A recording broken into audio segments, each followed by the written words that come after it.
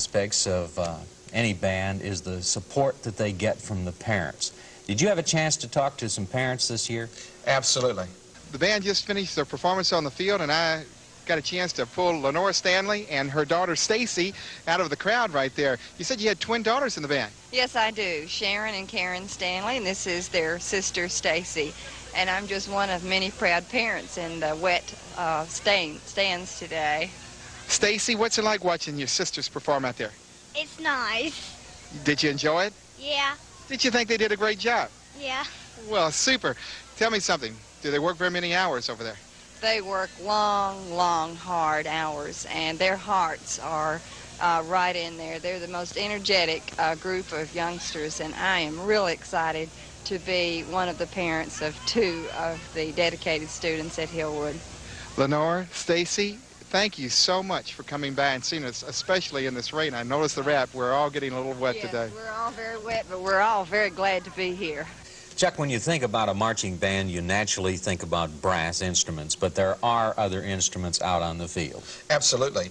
The woodwinds are a very unique instrument to the band as compared to like a drum corps.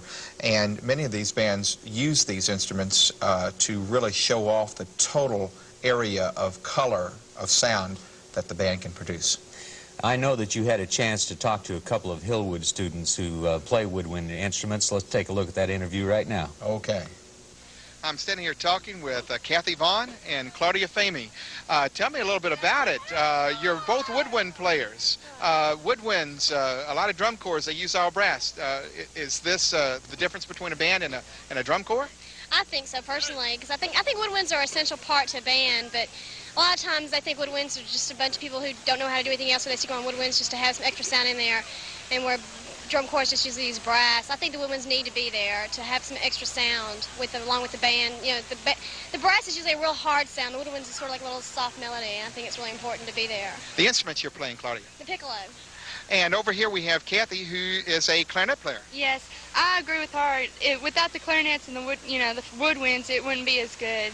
You know, it just makes it mellow out, I guess. It just gives it a better sound. Gives a different color. Yes, it does that too. All brass, you know, it seemed like to me it just wouldn't be as good. You know, the woodwinds make it sound better. Well, tell me a little bit about it. Your band is from Nashville, Tennessee. Correct. The name of the band? Hillwood High School Band. Hillwood High School Band. Uh-huh. I kept on noticing on the field that we were getting some woodwind sound coming out there, and I thought I would grab you two, so maybe we could explain what woodwinds really meant.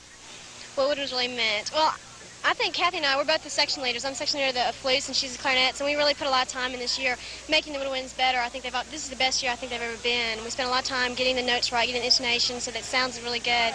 And I think Mr. Murphy and the rest of our band appreciates us more since we're not some of the little low people in the band. This year we've really done a lot.